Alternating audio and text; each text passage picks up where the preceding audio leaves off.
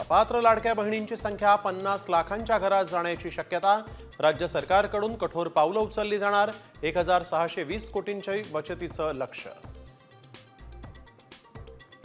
त्र्यंबकेश्वरमधील प्राजक्ता माळीचा शिवस्तुती नृत्याविष्कार कार्यक्रम वादाच्या भोवऱ्यात। सेलिब्रिटींच्या इव्हेंटची मंदिरात परंपरा नाही, माजी विश्वस्तांकडून आक्षेप, तर कार्यक्रम होणारच, विश्वस्तांची माहिती।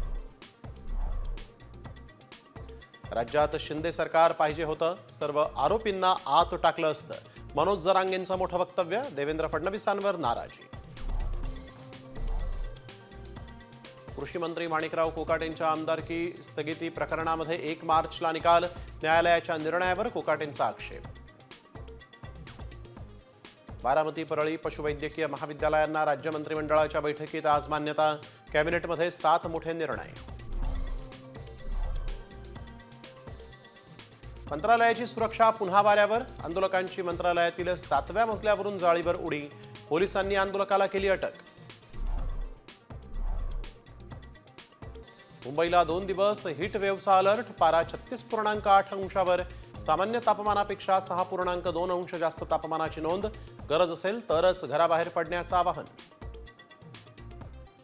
वीज निर्मिती निम्म्यावर आल्यामुळे राज्यात अघोषित लोड शेडिंग। 11,000 मेगावॅटची तूट कशी भरणार? सरकारसमोर आव्हान।